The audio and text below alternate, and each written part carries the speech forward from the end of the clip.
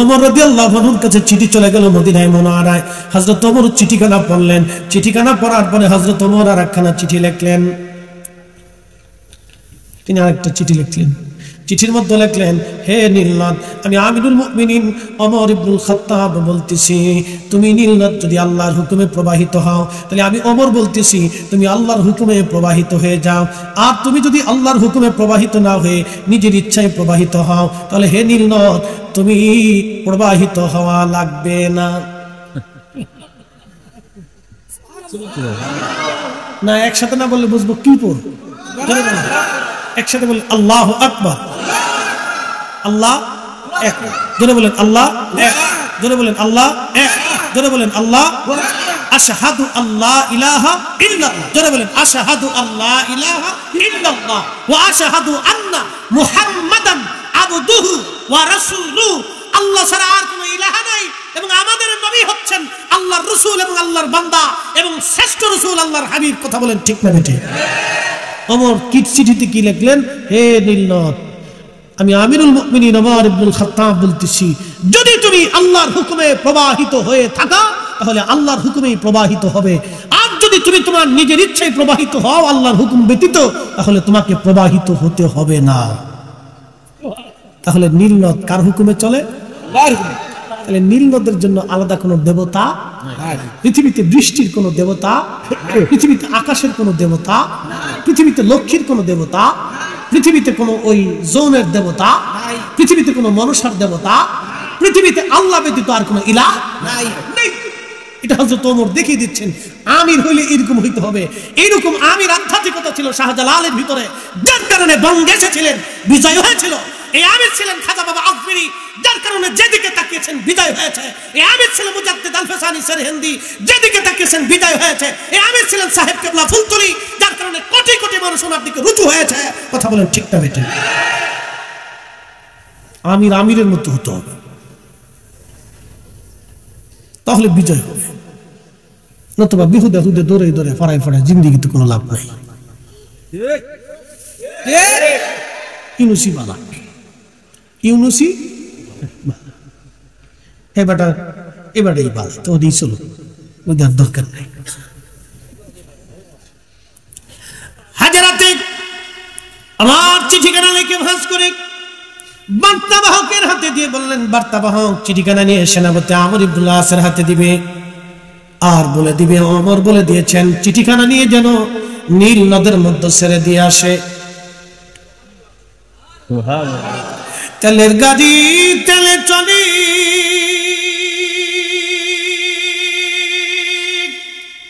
হাওয়ার গাড়ি হাওয়ায় উড়ে, বিনা তেলে চালাই গাড়ি নবী সুলাইমান।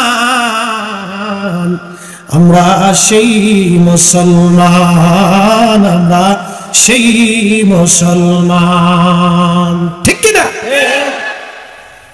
চিঠিখানা নিয়ে নীল নদের মধ্যে ছেড়ে দিয়ে আসে। সেনাপতি আমর ইবনুল আস চিঠিখানা নিয়ে নীল নদের মধ্যে ছেড়ে দিলেন, ছেড়ে দিয়ে চলে আসলেন। এখন আমার প্রশ্ন জবাব দিবেন, নীল নদের কি কোনো মাদ্রাসায় পড়ছে, কোন স্কুলে পড়েছে? তাহলে নীল নদের কাছে ওমরের চিঠি কে পৌঁছাইল? নীল নদের কাছে ওমরের ভাষাকে জানাইল? আল্লাহ আল্লাহ আল্লাহ। তার মানে বুঝে গেল আমির শুধু আমির না, আমিরের শরীয়ত আছে, আধ্যাত্মিকতাও আছে। শুধু আমির আমির না, আমিরের শরীয়ত আছে, আধ্যাত্মিকতাও আছে।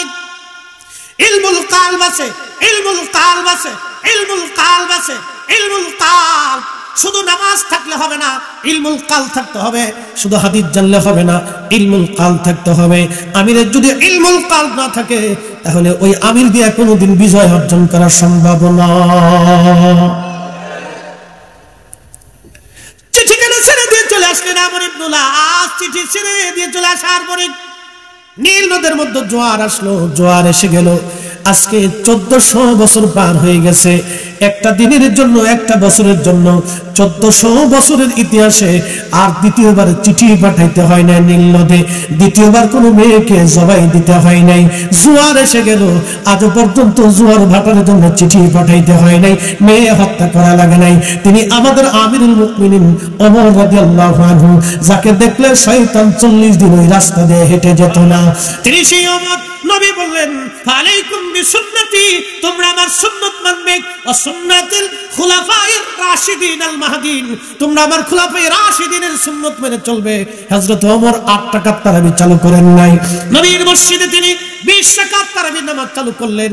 আজকে ওরা কারা যারা 8 রাকাত তারাবি চালু করলো? আমরা মনে করি আজকে ওমর যদি দুনিয়াতে বেঁচে থাকতেন, জুতা পিটা করে মুসলিম সাম্রাজ্য থেকে এদেরকে তাড়াইয়া দিত। প্রিয় মুসলমান নবীগঞ্জবাসী, বুঝে যাবেন আজ হযরতে সুলাইমান আলাইহিস সালামের কথা বলছিলাম। বিরাট বড় বাহিনী নিয়ে উনি রওনা করেছেন। এমন সময় পিঁপড়ার দল, পিঁপড়ার ওয়াজ করতেছিলাম, পিঁপড়া, এই পিঁপড়ার দলের যে মালিক আছে বাদশা রানী, এই রানী তখন ডাক দিল, ইয়া আইয়ুহান্নামাল, হে পিঁপড়ার দল, উদখুলু মাসাকিনাকুম, কোরআনে আল্লাহ সূরা নামলে লেখছেন উদখুলু মাসাকিনাকুম, তোমরা উদখুলু মাসাকিনাকুম, তোমরা গর্তের মধ্যে তাড়াতাড়ি পালাও। এই পিঁপড়া, তাড়াতাড়ি আয়, গর্তের মধ্যে পালা। একসাথে বলুন আল্লাহু আকবার। কে ডাক দিছে? পিঁপড়ার রাজা, মহিলা রাজা, এই জন্য নমল শব্দ আসছে। ইয়া আইয়ুহান্নাম, এ পিপলিকার দল, তাড়াতাড়ি গর্তের মধ্যে পালাও। সুলাইমান আসতেছে, কারণ পিঁপড়ায় যে ধমক দিছে, কথা বলতেছে, এটার আওয়াজ সুলাইমান আলাইহিস সালামের কানে যায় লাগছে। তাহলে কানের পাওয়ার কত! এই কানের ভিতরে কি মেশিন বসানো ছিল দেখেন। ফাতাবাসসামা দাহিকা, সুলাইমান আলাইহিস সালাম মুস্কি মুস্কি হাসে, আল্লাহ কি শিখাইলা আমারে, তুমি কি বিদ্যা দিলা যে পিঁপড়ায় কথা কয় হেতাও জানি। আল্লাহু আকবার। এই বিদ্যা এখনো পৃথিবীতে আছে, কথা কেন? এই বিদ্যা এখনো পৃথিবীতে আছে, কিন্তু সবার কাছে নাই। এটা যাদের কাছে আছে তাদের কাছে যাইতে হলে একবারে সর্বপ্রথমে হালালের জিন্দেগি গঠন করিয়া দুনিয়াকে লাথি মেরে আল্লাহর জন্য নিজের জীবনকে কুরবানি করতে হবে।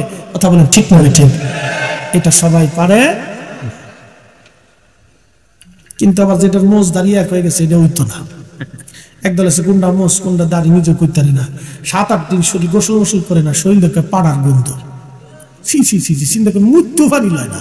এটা হচ্ছে শাহ সুফি, নাম দিছে কি? শাহ সুফি। এবারে যদি শাহ সুফি হয় তাহলে শাহ শয়তান কেনা? কি কথা কন না কেন? প্রশ্ন করে জবাব দিবেন, আল্লাহ পাক না না পাক? না না, জোরে বলেন, আল্লাহ পাক না না পাক? তো যে বেটা মৃত্যু পারি লয় না, এবারে জিকির কোনটা করব? আল্লাহ না পাক পছন্দ করেন? বলেন বলেন তো, রসুল পাক না না পাক?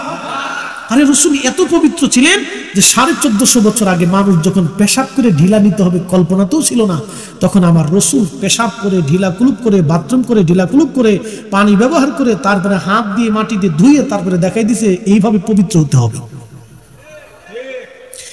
কুকুরে খাবারের পাত্রে মুখ দিয়ে নবীজি শিখিয়ে দিয়েছেন 7 বার মাটি দিয়ে ধুইতে হবে। কয়বার? আপনি সারা জিন্দেগির সমস্ত আপনার যে ল্যাব যেটা আছে, পরীক্ষার জায়গা, কুত্তায় যদি কোনো পাত্রে মুখ দেয়, আপনি সাবান দিয়ে এবং হাই কোয়ালিটির ওষুধ দিয়ে আপনি ধুয়ে দেখেন, ওই পয়জন যায় না। মাটি দিয়ে যখন ধুবেন 7 বার ধোয়ার পর তারপরে পয়জনটা যায়। কিন্তু আমাদের দেশে, এই পৃথিবীতে এখন খ্রিস্টানরা কুত্তা পালে না, আমাদের বাংলাদেশেও অনেকে এরকম কুত্তা পালা শুরু করছে। কুত্তা লিয়া বিয়েতে কুত্তারে চুমা দেয়। কি কথা বল না কেন? কুত্তারে চুমা দেয়। কত কোয়ালিটি না। নিরাপত্তার জন্য, বাড়ি পাহারা দেওয়ার জন্য কুত্তা পালবেন, এটা ভালো, খারাপ না। কুত্তা বেইমানি করে না, কুত্তায় বেইমানি করে না। আপনি ঘুমাইবেন, রাত ভরে পাহারা দিবেন, ও ফলাইতো না, চোরাইব, চোরের পিছনে ঘেউ ঘেউ ঘেউ ঘেউ করবো। মাসিক তোমার বেতন টেতন নাই, ওরে কোন রকম খাবার টাবার দিলেই চলবে, কম্বল খাতা না দিলেও চলে। একবার কম দামে পাহারাদার, যেমনি সারা দেশে চোর বাড়ছে, এখন কুত্তার দরকার। কি কথা বলবে? সারা দেশে যেমনি চোর বাড়ছে, এখন কুত্তার দরকার, কুত্তার দরকার। ফালবে নাকি ফাইয়ে কিতা করতে না, যে সিস্টেম সেই সিস্টেম, যেই নদীর যে ভাও, এইভাবে নৌকা ভাও, নৌকা ডুবে যাওয়ার সম্ভাবনা আছে। যেমনি সুর বাড়ছে কুত্তা ফালতে ফালেন, বেশি করে ফালেন, কিন্তু সুমাট মা দিন না, কিন্তু বিবাদ আছে, এটার বাইরেও না পাক, ভিতরেও কিন্তু না পাক। কিন্তু এমন এক আজব প্রাণী, বেঈমানি করে না, নাফরমানি পাবেন না। আচ্ছা বলেন তো, কুত্তার মতো দেখতে কিন্তু শিয়াল কুত্তার মতোই দেখা যায়। শিয়ালটা যদি আপনি আদর যত্ন করে বাইতে নিয়ে সুন্দর মতো খাওয়ান, প্রত্যেকদিন মুরগা খাওয়ান, খাসি খাওয়ান, গরু খাওয়ান, ও কিন্তু মুরগা চুরি করে জঙ্গলে চলিয়ে যাবে। কুত্তার কাজ শিয়াল দিয়ে হয় না, শিয়ালের কাজ কুত্তা দিয়ে হয় না। আপনি জীবনে মুরগি পাহারা দিতে হলে শিয়াল এনে মুরগি পাহারা দিতে পারবেন না। অতএব আপনাদেরকে বলে যাচ্ছি, নারী সমাজদেরকে পাহারা দিতে হলে নিজের বোনের পাহারা নিজের ভাইকে দিতে হয়, নিজের কন্যার পাহারা নিজের বাবাকে দিতে হয়, নিজের স্ত্রীর পাহারা নিজের স্বামীকে দিতে হয়, নিজের মায়ের পাহারা নিজের সন্তানকে দিতে হয়। কথা কন না কেন, ঠিক কিনা? আপনাদেরকে উচিত কথা বুঝিয়ে দিয়ে গেলাম। এই হারুত আর মারুত দুইজন ফেরেশতা পৃথিবীতে আসবে। পৃথিবীতে আসার জন্য হারুত আর মারুত দুইজনকে আল্লাহ ফেরেশতারা নিয়োজিত করলেন। পৃথিবীতে তারা আসলেন। আসার পরে হারুত আর মারুত পৃথিবীতে যখন আসলেন, হারুত আর মারুত পৃথিবীতে হারুত আর মারুত যখন পৃথিবীতে আসলেন, বসলেন, আল্লাহ তাদেরকে কাম দিলেন, ক্রোধ দিলেন, লোভ দিলেন, মোহ দিলেন, কামনা, বাসনা, রিয়া, আশা, আকাঙ্ক্ষা, সব কিছু রব্বুল আলামিন তাদেরকে দেওয়ার পরে আমার রব আমার আল্লাহ তাদেরকে দুনিয়াতে পাঠাইলেন। মনোযোগ দিবেন যুবক ভাইরা। এই হারুত আর মারুত দুনিয়াতে আসার পরে আল্লাহ দুনিয়াতে তখন জোহরা নামক একজন সুন্দরী নারী ছিল, খুবই চমৎকার সৌন্দর্য ছিল তার, খুবই সুন্দর একজন নারী ছিল, নাম তার জোহরা। জোহরা নামক এক সুন্দরী রূপসী নারী ছিল। এই নারীর মোহে পড়ে গেল হারুত আর মারুত। একসাথে বলবেন না নাউজুবিল্লাহ।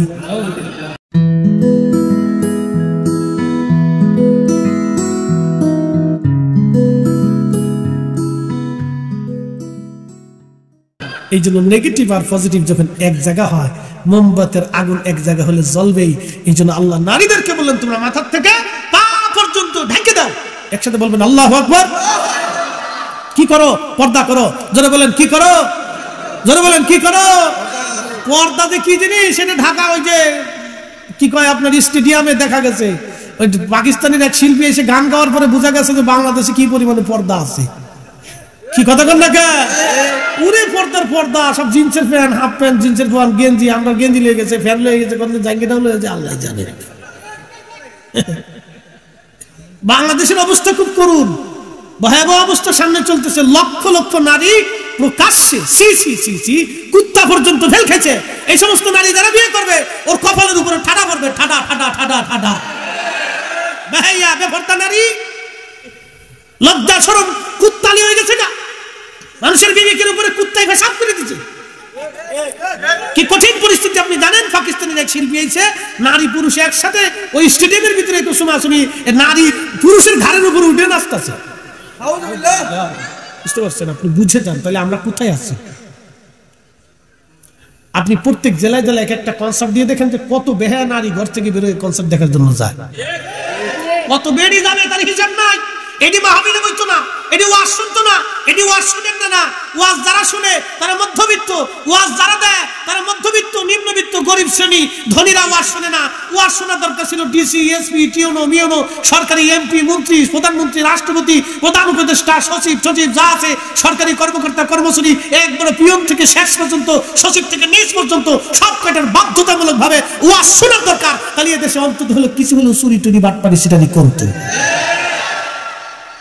যারা ওয়াজ শুনে তারা সিটারি করে না, সারাদিন পরিশ্রম করে খায়, রাত্রিবেলা এসে হুজুরি ওয়াজ শুনে ঘুমাইতে হয়। কি কথা খারাপ করছে ভাই?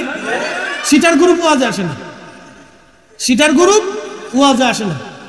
ওরা জানে যে ওয়াজে গেলে হুজুরে বাস দিবে না, বাস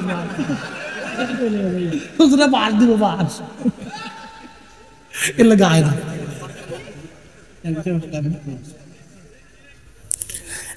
মুসলমান নবীগণবাসী, হারুত আর মারুত জোহরা নামক এক সুন্দরী নারীর প্রেমে পড়ে পাগল হয়ে সুন্দরী মেয়েকে প্রস্তাব দিল কাম করার জন্য, জেনা করার জন্য। পর্যায়ক্রমে মেয়েটা ছিল কাফের। মেয়েটা প্রস্তাব দিল, হারুত মারুত যদি জেনা করতে চাও শর্ত আছে। আমি তো আল্লাহ মানি না, আমার সাথে যদি তোমরা তোমাদের মনের বাসনা পুরা করতে চাও তাহলে আল্লাহ অস্বীকার করা লাগবে। হারুত আর মারুত ডাক দেখায় না রে জোহরা, তা হবে না। বলে যদি তা না করো অন্তত এক গ্লাস হলো মদ খাইতে হবে। কি খাইতে হবে? বোতল শাহ। আমাদের দেশে যারা গরিব মানুষের টাকা মেরে খায় সব বোতল শাহ গরিব। ঘুমাইতে পারে, ঘুমাসে না তাদের ঘুমাসে না। আমি চ্যালেঞ্জ করে দিলাম, যে কোরআন শরীফ আমার হাতে, যান গুলশান বনানি ভিআইপি এলাকাতে খোঁজ খবর নিয়ে দেখেন, তারা ঘুমাইতে পারে না, বোতল খায় তারপরে ঘুমায়। কারণ আল্লাহ তাদের ঘুমের থেকে, চোখ থেকে ঘুম কেড়ে নেয়, কারণ তারা লক্ষ মানুষের চোখ থেকে ঘুম কেড়ে নিয়েছে। এই জন্য আল্লাহ তাদের চোখ থেকে ঘুম কেড়ে নেয়, ঘুমাইতে পারে না। বোতল খাইয়ে তারপরে ঘুমাইতে হয়, ওষুধ খাইয়ে তারপরে ঘুমাইতে হয়। ফুলাও বোতল সার মরিদ, মাইয়াও বোতল সার মরিদ, নিজেও বোতল সার মরিদ, বউ বোতল সার মরিদ। কদিন আগে দেখছেন না, সেনাবাহিনী এক সুন্দরী বেটিরে ধরছে, আমি মদ খাই, আমার স্বামীও জানে, আমার শাশুড়িও জানে, আমার ছেলে পোলাপানও জানে, আমার বাপ মাও জানে। তার মানে স্বামীও খায়, ও খায়, ওর মাও খাইছে, ওর বাবু খাইছে, 14 গোষ্ঠী খায়। কথা ঠিক কিনা ভাই? সব 14 গোষ্ঠী বোতল সার মরিদ। এই বোতল সার মরিদ হয়ে বোতল খায়, এরপরে বাসায় যায় বউরে মা কয়, মারে শাশুড়ি কয়, সাওয়ালকে দুলাভাই কয়, ছেলে আবার যাইয়া এই মনে করেন যে আপনার বাপরে কয়, তাও কেমন আছে, বুঝতে পারছেন? আল্লাহ সুখ দেয়নি, আল্লাহ সুখ দেয়নি, কারণ তারা মানুষের সুখ কেড়ে নেয়। কাদের সুখ কেড়ে নেয়? মানুষের সুখ কেড়ে নেয়। এই জন্য আল্লাহ তাদের চোখ থেকে, শোনেন, আল্লাহ বড় ইনসাফওয়ালা, আল্লাহ বড় ইনসাফওয়ালা। আল্লাহ পৃথিবীতে বিচার করে, অবশ্যই বিচার করেন। আল্লাহ অনেক বড় ইনসাফওয়ালা। ভাবতেছেন ওরা অনেক টাকা মেরে দিয়ে সুখে আছে, না না, আল্লাহর কসম করে বলি কোনো সুখ নেই। আমরা হালাল টাকা জাহারুজি করে নিশ্চিন্তে খাই, নিশ্চিন্তে ঘুমাই, কোনো টেনশন নাই। বাপ ঘুমটাও খুব সুন্দর ঘুম হয়, ঘুমাইলে মনে হয় বেহেশতে চলে গেছি। কি কথা কর না কেন? ঘুমাইলে কি মনে হয়? জান্নাতে চলে গেছি। এটা আল্লাহর দয়া। একসাথে বলবেন আল্লাহু আকবার। কার দয়া? আল্লাহর দয়া। আল্লাহর দয়া। নবীগঞ্জবাসী ওই সুন্দরী দোহরা বলতেছে, হারুত আর মারুত, যদি আমার সাথে তোমরা জানা করতে চাও তাহলে এক গ্লাস মদ খেতে হবে, আর একটা বাচ্চা ছেলে আছে তাকে মেরে ফেলতে হবে। হারুত আর মারুত রাজি হয়ে গেল। তারা বাচ্চা ছেলেটাকে হত্যা করলো, মদ পান করলো। মদ পান করার পরে দুইজনে তখন জানা করলো, কিন্তু তারা ফেরেশতা ছিল। আল্লাহ তাদেরকে মানবীয় গুণাবলী দিয়ে দুনিয়াতে পাঠাইলেন। আল্লাহর পরীক্ষায় তারা পাশ করলো না, ফেল করলো। ফেল করার পরে আল্লাহ ডাক দিয়ে বলেন, হারুত আর মারুত, দেখলা তো আমি মানব জাতিকে কেন সম্মান দিয়েছি, কেন ইজ্জত দিয়েছি।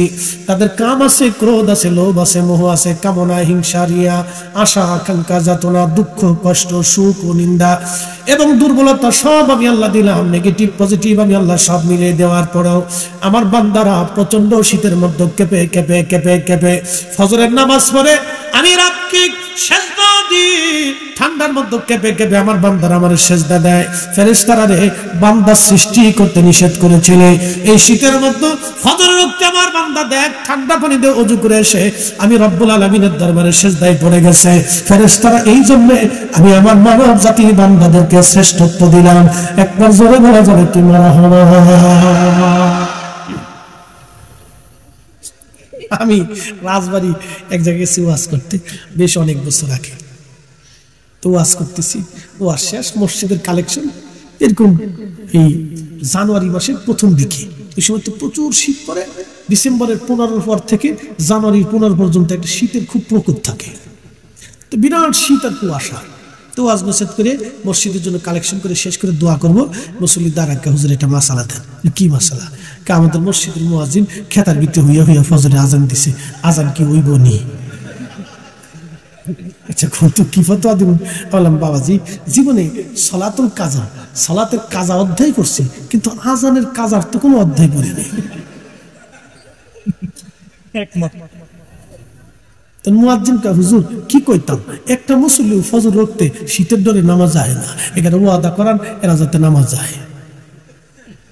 তো মুরব্বী কি করছে, একদিন কম্বল টম্বল মোড়া দিয়ে বয়স্ক মানুষ এই হাত পা উজু টুজু করে কাঁপতে কাঁপতে মসজিদে যায়, দেখে যা নয় কিন্তু হুজুর নাই। কিরে ভালো করে টিনের মসজিদ তো পেড়া দিয়ে ফুটা দিয়ে দেখে যে হুজুর ভিতরে হুইয়া হুইয়া মারতেছে। হুজুর একটা মুসল্লি নামাজ আহে না, আমি এর লেগে খেতার নিচে উই মেরে দিছি। আমাকে না নেতা করে তবা করে, এরকম আছে।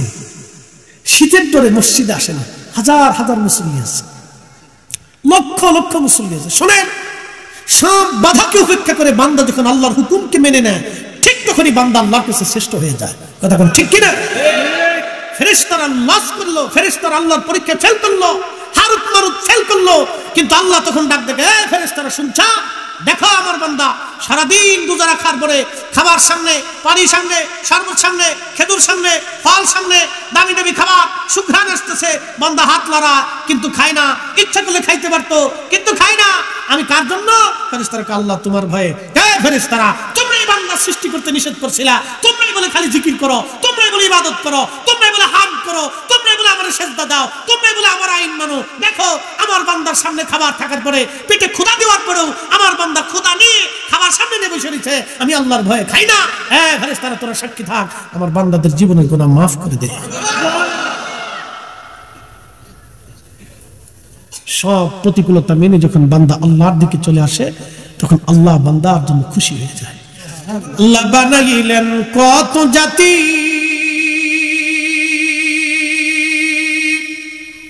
হইল না তার প্রেম প্রীতি, অবশেষে মানুষ বানায় প্রেমের কারণে, প্রেমের ডরি বন্দরে মদিনার শোনে। প্রিয় নবীগণবাসী, খুব মনোযোগ দিয়ে কথাগুলি শুনে যাবেন। মায়েরা ধারি রেহেমের ভিতরে যখন পানি রিফাইন করতে থাকে, আমাদের হাত হলো, চোখ হলো, কান হলো। এখন প্রশ্ন করে জবাব দিবেন, আমাদের চোখ কান হাত পাগুলি কি গাইনি ডাক্তারের পরামর্শে না আল্লাহর ইচ্ছায়? কার ইচ্ছা? ফি আই সূরাতিন মা শাআ রাক্কাবাক, ফি আই সূরাতিন মা শাআ রাক্কাবাক। আল্লাহ বলেন, আমি বান্দা, বান্দা আমি রব, তোমাকে আমি আমার ইচ্ছা অনুযায়ী সৃষ্টি করলাম। কাউরে চোখ দিলাম, কাউরে অন্ধ বানাইলাম। অন্ধ আছে না নাই? এত মানুষের আল্লাহ চোখ দিল, কিন্তু রহিমরা আল্লাহ চোখ দিল না। রহিমরা যদি চোখ না দিত, তাহলে আপনি জানতেনই না পৃথিবীতে অন্ধ বলে কিছু আছে। যদি আব্দুল করিমকে বুবা না বানাইতো, তাহলে আপনি জানতেনই না বুবা বলে কিছু আছে। মানব শরীরের মধ্যে ৩,৫০০ রোগ আছে, মানব বডির মধ্যে ৩,৫০০ রোগ, ৩,৫০০ রোগ, ৩,৫০০ রোগ। একটা না একটা রোগ আপনার শরীরে সবসময় বাসা বেঁধে থাকে। আপনি কখনো রোগ মুক্ত থাকবেন না, একটা না একটা রোগ আপনার শরীরে বাসা বেঁধে থাকবে। সম্পূর্ণ রোগ থেকে যদি আল্লাহ মুক্ত করে দিতেন, তাহলে আপনি আমি ফেরাউনের মতো হয়ে যাইতাম। ফেরাউন ফেরাউন ফেরাউন। এই জন্য আল্লাহ 100% রোগ থেকে আপনাকে মুক্ত করে না, একটা না একটা রোগ আল্লাহ দিয়ে রাখে, একটা না একটা রোগ আল্লাহ আপনাকে দিয়ে রাখে। 100% আমার রব, আমার আল্লাহ রোগ থেকে আপনাকে মুক্ত করে না। বন্ধু আমার, ওই দেহ যখন স্ট্রাকচার তৈরি হলো 120 দিনের মাথায়, আমার আল্লাহ আমার রব আপনার বডির মধ্যে, আমার বডির মধ্যে রূহ নামক ইঞ্জিন আমার আল্লাহ ফিট করায় দিলেন 4 রঙের মশলা দিয়া। যে কইরাছে তোর গঠন 4 রঙের মশলা দিয়া। আগুন পানি মাটি বাতাস একযোগে করিয়া প্রকাশ। আগুন পানি মাটি বাতাস একযোগে করিয়া প্রকাশ। দেখিলি না তুই কইরা তালাশ, ওরে দেখিলি না তুই কইরা তালাশ। কোন জায়গা সে মহাজন 4 রঙের মশলা দিয়া, 4 রঙের মশলা দিয়া। যে কইরাছে তোর গঠন চার রঙের মশলা দিয়া, আগুন পানি মাটি বাতাস একই যোগে করিয়া প্রকাশ, আগুন পানি মাটি বাতাস একই যোগে করিয়া প্রকাশ। দেখিলি না তুই কইরা তালাশ, ওরে খুঁজিলি না তুই কইরা তালাশ, কোন জায়গা সে মহাজন চার রঙের মশলা দিয়া। আগুন, পানি, মাটি, বাতাস, এই শরীরের ভিতরে চারটি উপাদান, তাপমাত্রা, নিঃশ্বাস, মাটি, পানি, এই চারটি দিয়ে আল্লাহ বডির স্ট্রাকচার তৈরি করছে। কিন্তু রুহু ইঞ্জিনটা আল্লাহ রুহের জগৎ থেকে নিয়ে এসে ফিট করলেন 120 দিনের মাথায়। জোরে বলেন কতদিন? 120 দিন। জোরে বলেন কতদিন? 120 দিনের মাথা মায়ের রেহেমের ভিতরে আমার রুহুটাকে আল্লাহ পৌঁছাই দিলেন। মালিক, জোরে বলেন মালিককে আল্লাহ। একসাথে বলেন কে? আল্লাহ। সেজদা হবে কার? জিকির হবে কার? আইন মানবো কার? কোন সন্দেহ? তাহলে পৃথিবীতে এক্সট্রা বহু দেবতা বলতে কিছু নাই, কিচ্ছু নেই, সব মানুষের কাল্পনিক মন গড়া ব্যাখ্যা। নবীগঞ্জবাসী মনোযোগ দিবেন। 120 দিনের মাথায় যখন আমার রুহু আমার দেহের মধ্যে ফুকাই দেয়া হলো, তখন আমার আল্লাহর নবী বলতেছে, জিব্রাইলকে আল্লাহ ডাক দিয়ে বলেন, জিব্রাইল তুমি 4টে জিনিস আমার বান্দার জন্য লিখে দাও। 1 নম্বর, আমার বান্দা কতদিন দুনিয়াতে বেঁচে থাকবে তুমি লেখো, কতদিন সে বেঁচে থাকবে। একদিন মাটির ভিতরে হবে ঘরে, মন আমার কেন বান্ধ দালান ঘর, মন আমার কেন বান্ধ দালান ঘর।